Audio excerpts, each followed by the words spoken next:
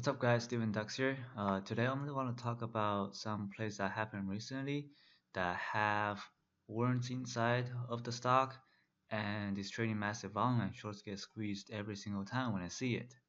So I want to give a brief, detailed explanations about AETI and BLNK. So those are the two major stocks I'm going to talk about.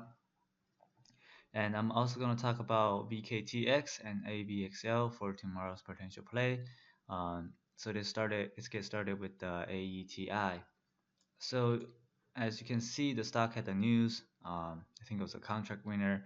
They rewarded for 14 million doing some project, and the market cap is really small, and it's also a low float. So it went from 1 to 2.42. I think in my chat room I learned it in the ones I don't really buy low flow stocks, so I don't want to learn it, and I don't want to see people call me pumping. But I do give my comments in my chat room, so people bought it. I think they are 1.1 and 1.25 ish, and they sold it into the twos, making 100% of their gains. And when I see this kind of stocks on the first green day, if you took a look at the entire historical chart, there's no actual volume traded underneath, so you don't know where the resistance is.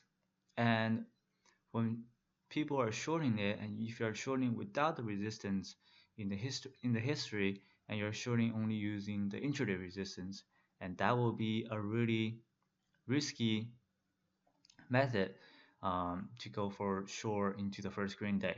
And as you can see, hold this 1.9 support perfectly and squeezed all the way to 2.4. I think some people was shorting in the twos because they're thinking there's like 500,000 warrants placed in 2.25. I think this area ish, and it broke. He started with a new high, and it got squeezed again, and in the afternoon just straight dumped into the 1.7. So for tomorrow's play, I'll be looking to short this, and I think the range of dropping is a little bit too high. So if it doesn't gap up tomorrow, I'll be looking to short it. And be careful with those high volume traded on the first green day, because 500,000 warrants does not compare to 30 million volume traded on the current day. So same thing with the BLNK. Now if you took a look at the 1 month chart, and the very beginning of the day that spiked, I think the warrants placed around 4.25 ish, and the volume was trading massively. So people are shorting it underneath the warrants, thinking if the stock reached that specific price range, they're gonna exercise their warrants. But turns out it squeezed all the way to $6. So you can't really risk the warrants and to use warrants to short into. That just doesn't play well with those uh, technical, that very bullish technical charts, especially like BONK.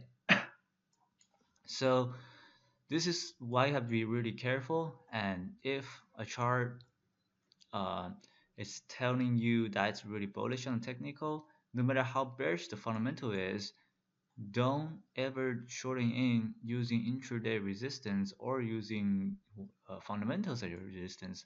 It just doesn't work as well. Look at the stock went all the way to, I think for a long-term squeeze to $8, like almost $9. So if you're shorting, you're down 100%. And be really careful about it, and also choose the right side. So we'll see the volume is overwhelming the warrants. Don't use that to short into. Very dangerous. Uh, and also let's talk about VKTX. I think a lot of people are shorting it or longing or shorting it, and this chart did not do nothing for the past 5 years, except for the past week. And the chart was trading 50 million volume on a day or 60 million volume on the day, and nobody know where the top is, and it's a really high market cap stocks. So until the chart forming actual resistance, don't guessing if it's gonna drop or it's gonna go up. Uh, Using the correct resistance to choose where you're gonna short into or where you're gonna go long. So uh, play into those first green days are really risky, uh, and it's also come with a huge stress.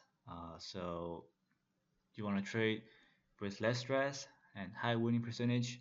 That's all you need to focus. You only need to catch civil win trade to win money in the year, not every single trade because nobody can. Let's also talk about AVXL. I think it was a decent gainer today, went up almost 37%. And if you look at the yearly chart, now the stock has consistent resistance for the past year or two, but not really heavy consistent. So it went from 2.8 to $4, and it consolidated in the midday. So I'm probably gonna use that as my support to dip buy into. It depends on how the gaps. So that'll be the four plays for today, and I hope you guys learned something new. And if you guys are asking where the chat room is, I'm getting a lot of questions about it, and I will place a link underneath my video. So go ahead and click that link. It will direct to the chat room page. So that'll be it, and thank you very much. You guys have a great day.